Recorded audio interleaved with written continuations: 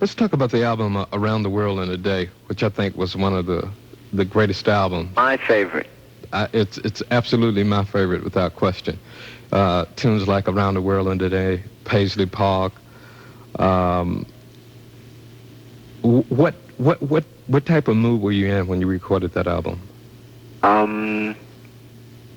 I sort of had a FU attitude, meaning that I was making something for myself and my fans, and the people who supported me through the years.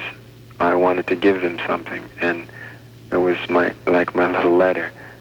And those people are the ones that wrote me back and told me that they felt what I was feeling, and record sales and things like that, it really doesn't matter, I mean, it keeps a roof over your head, and it keeps money in all these folks' pockets that I got hanging around here, but it basically stems from the music, and I'm just hoping that people understand that money's one thing, but soul is another, and that's all we're really trying to do, it's, I don't know, I wouldn't mind if I just went broke, because as long as I could play this type of thing and come here, I mean, there were a lot of people there tonight, and they turned the lights on, and I looked up, and, it brings tears to your eyes, because it's just, you can feel the love in the room, and that means more than money, I could go on for hours, because, I don't know, I just have fun, and I'm thankful to be alive.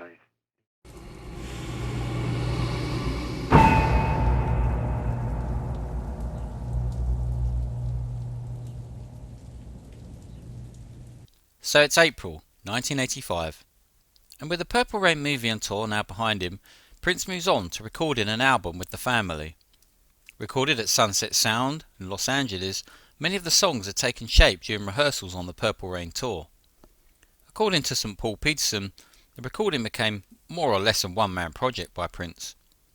Prince recorded all the tracks, everything, and I just came in and sang on it.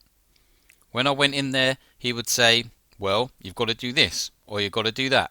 No, you can't go to lunch yet, and don't make any plans for dinner because we're going to be here till late."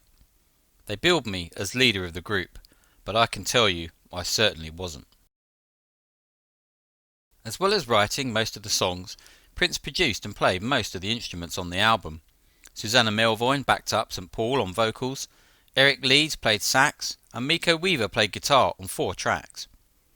The album was also the first collaboration between Prince and jazz pianist and arranger Claire Fisher. Prince sent demos or completed tracks to Fisher, who then proceeded to add orchestra strings. During the spring of 1985, Prince also recorded 2 songs in response to his Purple Rain fame. Hello, which was a response to the USA for Africa debacle, and Old Friends for Sale, a bitter blues number with some extremely personal lyrics about Prince's former bodyguard, Big Chick Hustonberry. Bad news, DC, and people are talking. They say your kingdom is falling. Charles Big Chick Hustonberry was a former wrestler, an imposing figure, standing at 6 feet 8 inches tall. He joined Prince's entourage in 1982, midway through the Controversy tour. Over the 3 years he worked for Prince, he became part of the stage show during the Controversy tour, had a small part in the Purple Rain movie as the First Avenue security, and became a close confidant for Prince, with Prince never being seen without him in public. However, cracks started to show with an incident on September the 5th, 1984, when photographers started taking pictures of Prince outside a Sheila E. gig. After telling the photographers not to take pictures of Prince, Hustonberry got physical with them, with one of the photographers getting injured. Unfortunately, Hustonberry had developed a $1,000 a week cocaine habit by the time he quit in 1985, and to fund his addiction, he sold his story to the National Enquirer. In uptown when winter's alarming, cocaine becomes charming, but you talk about things you don't know. Which promptly published a kiss and tell expose titled "The Real Prince, He's Trapped in a Secret World of Terror." Hustonbury was quoted as describing Prince as the weirdest guy I've ever met. He feels he's a second Mozart. He also claimed Prince lived in an armed fortress with life-size murals of Marilyn Monroe on the walls. For someone who said they would die for me, sold some, they sold some more pictures and all my little memories. Chump change just to unravel the mystery. Despite being upset and writing the personal lyrics in Old Friends for Sale, Prince cared deeply for his former bodyguard and even kept him on the payroll and even bought him a house. After kicking his drug habit, Hustonbury became a street evangelist. He spent his time preaching in schools and prisons. After suffering a severe heart trauma in April of 1989, he prayed to God that he be given 1 more year to live and to preach the gospel. He died exactly 1 year later after falling into a coma after giving a church service 3 days earlier. His heart reportedly as big as a basketball. On the 30th of April 1990, Prince put on a show at Minneapolis Club Rupert's. The intimate gig cost $100 a ticket, with the proceeds going to Hustonbury's wife and 6 children. The night raised a total of $60,000 for the family. On the 22nd of April 1985, Prince and the Revolution's next album, Around the World in a Day, is released. It was the first album to be released on Prince's own Paisley Park label. After the heights of Purple Rain, many expected a continuation in style. However, the album was a complete move away from Purple Rain in every way possible. The album was psychedelic and experimental and not what people were expecting. Prince would later explain in an interview he granted Rolling Stone that he didn't want to make Purple Rain Mark II. You know how easy it would have been to open Around the World in a Day with a guitar solo that's on the end of Let's Go Crazy. You know how easy it would have been to just put it in a different key. That would have shut everybody up who said the album wasn't half as powerful. I didn't want to make an album like the earlier ones. Reviews for the album were lackluster, but after the success of Purple Rain, it still reached number 1 and sold over 3 million copies in the United States. Outside of the States, it sold 1.2 million copies, reaching number 5 in the UK. Carol Linfield of Sounds wrote, "The grating lyrics with the anti-communism of America never totally reverts to possible sarcasm, and there's the appalling dramatics of the much-vaunted track The Ladder, which is no doubt the bearing of a tormented soul, but somehow I kept expecting him to say, 'I know, I was that soldier,' at any minute." Bibber Kopf of New Musical Express had this to say, "It seems Prince has lost touch, as if he's operating on dim recall rather than direct experience of those greedy passions and emotions that got him underway. Thus so, he resorts to clumsy reportage of abject conditions, unconvincingly woven into added party pictures of the world." John Parley's of Rolling Stone wrote, "Prince has grown up. Maybe it's my hormones, but to me, Around the World is if anything more childish sounding than its predecessors.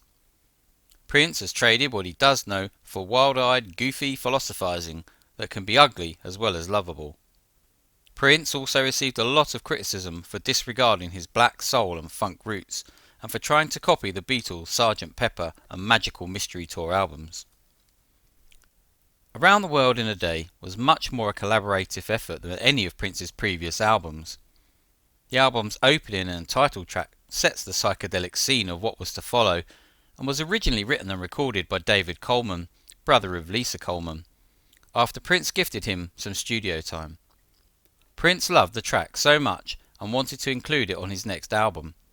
Prince re-recorded the track, adding some musical and lyrical changes, and the final track features David Coleman on cello finger cymbals and backing vocals, Wendy and Susanna Melvoin on backing vocals, their brother Jonathan on tambourine and backing vocals, and Lisa Coleman on backing vocals.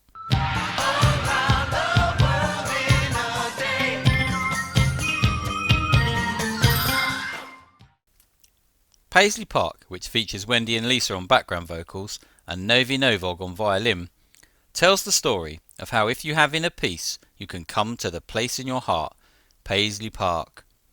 An insight into the whole Paisley Park ethos, that even though it was his new label and would become his iconic recording complex, ultimately Paisley Park was something inside of all of us, inside our hearts. Paisley Park is in your heart.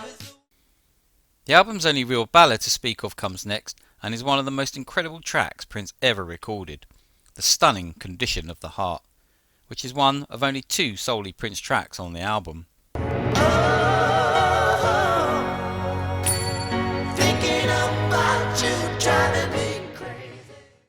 At over just 6 minutes long, it's a truly epic, haunting and sad look at Prince's loneliness and isolation. The pure pop joy of Raspberry Beret follows, a smash hit of a song originally recorded in 1982 and reworked for the album, which would go on to be one of his most well-known and loved and iconic hits.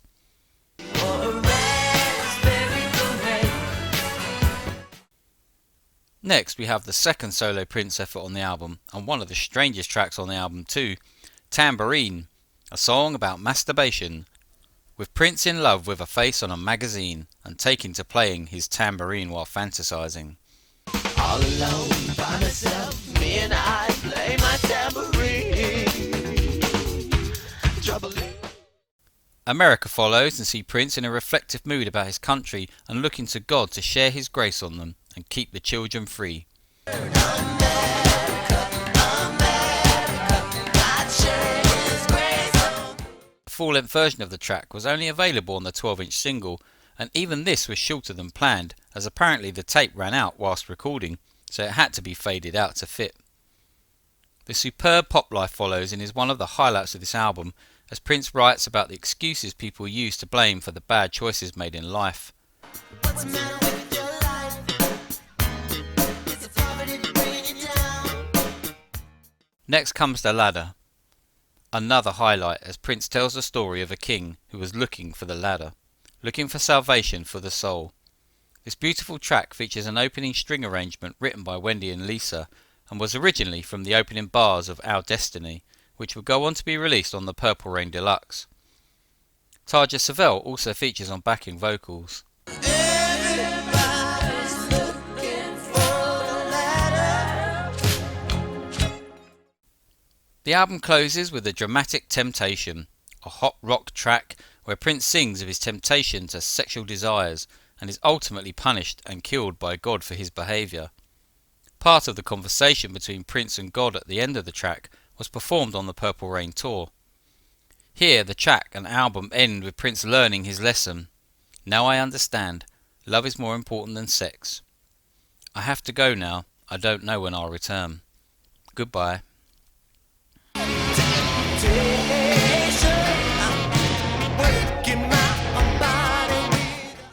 Around the World in a Day produced 4 singles, Raspberry Beret reaching number 2 on the US Billboard Hot 100 and number 25 in the UK Singles Chart. Paisley Park, released in Europe and Australia only, reaching number 18 in the UK and number 11 in Ireland, and number 42 on the Australian Singles Chart. Pop Life, number 7 in the US Billboard Chart and number 60 in the UK Singles Chart, and reached number 29 in Ireland. And finally, America, which charted at number 46 on the US Billboard Chart and number 35 in Belgium. The singles also produced some classic B-sides, including She's Always in My Hair, Girl and Hello. During May of 1985, work had also started on Prince's second motion picture idea, Under the Cherry Moon, a romantic comedy. Becky Johnston started work on a screenplay, and although she had little previous experience in screenwriting, her trial script had impressed and she was commissioned to write the screenplay. Original choice to direct the movie, John Baptiste Mondino, was busy with another movie, so Mary Lambert was brought in. She had previously directed some promo videos for Madonna. On the 25th of May 1985, the Minnesota Music Awards were held. Prince was unable to attend, but he did win Musician of the Year, as well as Record Producer, Songwriter and Male Vocalist, and he tied with the 3M Company in the Technical Achievement category for Purple Rain. The 7th of June 1985, and Prince celebrates his 27th birthday with an unusually relaxed 60-minute concert at St Paul's Prom Centre. Guesting on stage were Sheila E. and family members Jerome Benton, Susanna Melvoin and Paul St. Paul Peterson. Several new songs were previewed, including I Love Bizarre and Sometimes It Snows in April. On June 13th, 1985, the Live Aid event is broadcast worldwide to an estimated audience of 1.5 billion people. Prince, who was unable to appear at the event, donated the video of For the Tears in Your Eyes, which was aired for the first and only time during the broadcast. July 1st, 1985. The first draft of the screenplay for Under the Cherry Moon was presented for Warner Brothers executives. The reaction was cautious, but after the box office success of Purple Rain, Prince was in a position to do almost anything he wanted. During July, much of the music for the film and its accompanying album were recorded, and with no side projects to take up his time, Prince hit a new streak of incredible creative output. Many songs were left out of the film and the album, including All My Dreams, There's Others Here With Us, and Sexual Suicide. There are also several songs that appear in the movie but not on the album, including Alexa de Paris, Old Friends for Sale, An Honest Man, Love or Money, and Mia Bocca. Love or Money and Alexa de Paris would both become B-sides. An Honest Man would later turn up on Crystal Ball in 1998, and Old Friends for Sale would be reworked and released as a title track to an album with the same name in 1999. Whilst Mia Bocca would surface on Jill Jones's 1987 album. Some of the songs that ended up on the album underwent many changes, including Christopher Tracy's Parade, which was originally titled Little Girl Wendy's Parade, and I Wonder You, which was originally a duet between Prince and Wendy. Kiss, which was originally recorded as an acoustic demo in April, was originally written for and recorded by Maserati, a Minneapolis rock-funk group formed in 1984. Prince was extremely impressed with what they did with it, so took the track back. Omitting the bass and adding a signature guitar lick, Prince re-recorded the lead vocals whilst retaining Maserati's backing vocals. August 1985. The cast and crew for Under the Cherry Moon arrive in Paris, France, where Prince had decided to shoot the movie. The cast included Terence Stamp, a well-known English actor, most famous for playing General Zod in Superman 1 and 2, and Christian Scott Thomas, an English actress in her first major role. August 25th, 1985. The Family play their first concert at First Avenue, Minneapolis. The 40-minute set consisted of most of the forthcoming album, and it became their one and only concert as the group broke up later that year, after frontman and lead singer Paul St. Paul Peterson decided to leave after becoming disillusioned with the band's direction. Oh boy, that was the hardest thing I ever did in my life, and whether it was right or wrong, I guess we'll never know. But I called him in France and just said, I don't know if I want to do this anymore. He's, of course he was upset, and I just called him out there, and he just said, well, if that's what you're going to do, see ya. Years later they would reform as F Deluxe and continue to play to this day. September 1985. The Family's first and only album is released. Although Prince only credited himself on one track, Nothing Compares to You, he was responsible for all the songs apart from River Run Dry, which was written by Bobby Z. Official credits on the album were given to Jerome Benton, St. Paul Peterson, Susanna Melvoin, Eric Leeds and Jellybean Johnson. The album was sadly overlooked by the press and never really gained the attention it deserves. It's a really interesting album and markedly different from the Time and Vanity or Apollonia 6 sounds. Here we have many songs sounding like they could have belonged on the Parade album, with Claire Fisher strings and Eric Leeds sax. The album opens with the horn-sounding funk of High Fashion, followed by Mutiny, both sounding close to the horn funk of Girls and Boys on Parade.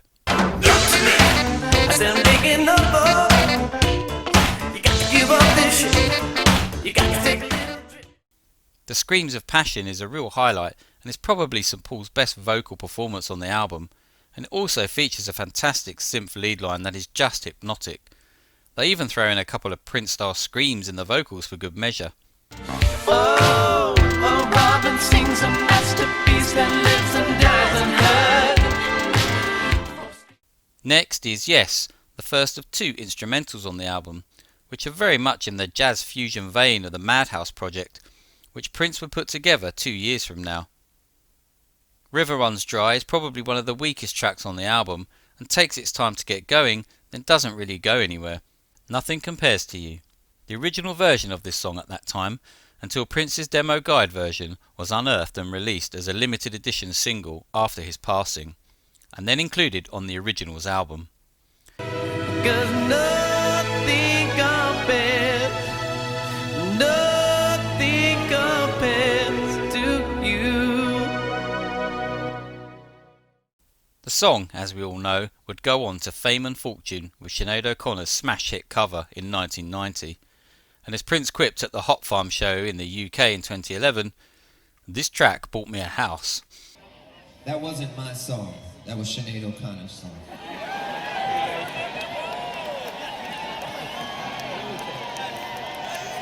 Now, come on now. I bought me a house with that song, right?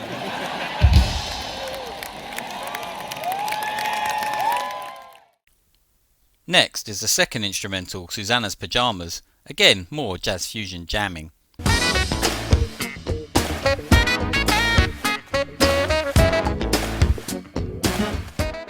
The album closes with the chilled out Desire, a soothing ballad with a hook that is very similar to Dear Michelangelo, a track that would appear on Sheila E.'s second album, Romance 1600, which was released in August of 1985, and again with Prince's original version on the Originals album. Desire recovers our faces. It happens in curious places. Your body, it covers my tower. The Family's album produced 2 singles, The Screams of Passion, which only reached number 63 on the Billboard Hot 100 singles chart, and High Fashion, which failed to chart on the Hot 100 singles, but did reach number 34 on the Black singles chart. The album itself also failed to make any impact due to its lack of promotion, reaching only number 62 on the Billboard Pop Albums chart. The Family project was over before it had even begun, with St Paul Peterson leaving and Susanna and Jerome flying to Paris, France to join Prince shooting his next movie. The group disbanded.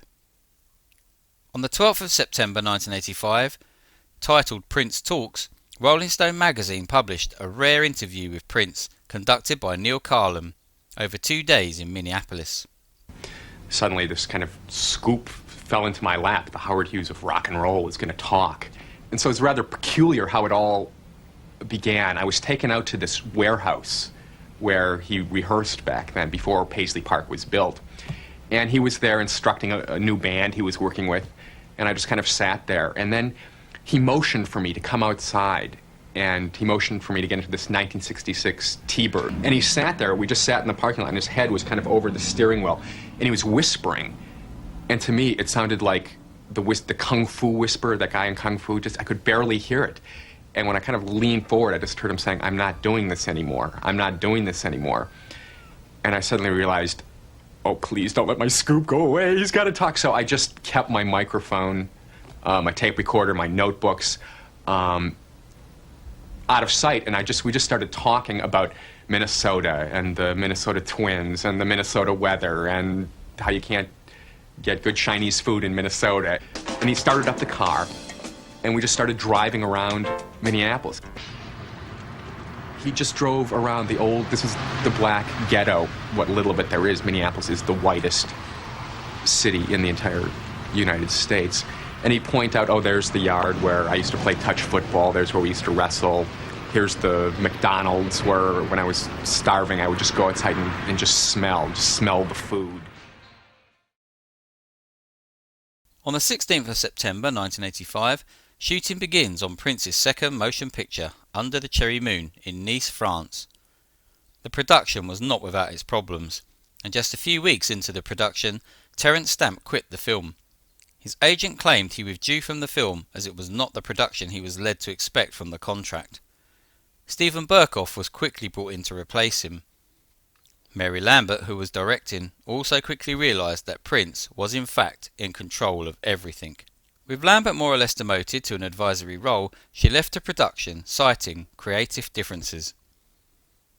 Prince took over the director's chair, and a great deal of credit must be given to Warner's for allowing Prince to do this, as they could have easily insisted on a proven and experienced director to take over. On the 27th of October 1985, Prince films a promo video for America at Nice's Theatre de Verdure during a day off from the shooting of the Under the Cherry Moon movie. Free tickets for the recording had been announced on the local radio, and some 200 kids attended. Prince and the Revolution, along with sax players Eric Leeds and Eddie M, enjoyed it so much that they proceeded to give a mini concert after the America was filmed. Paisley Park, Delirious, Little Red Corvette and Purple Rain were performed. After the set, some of the audience were asked if they wanted to put any questions to Prince. Some of the interview footage was broadcast on MTV in November. MTV, who had a long-standing interview request, had submitted a list of questions and a video producer fired some of them at Prince during the 25-minute interview. December of 1985, and Prince wraps up work on the Under the Cherry Moon sound score and the Parade album, and as we head into 1986, life was about to become a parade.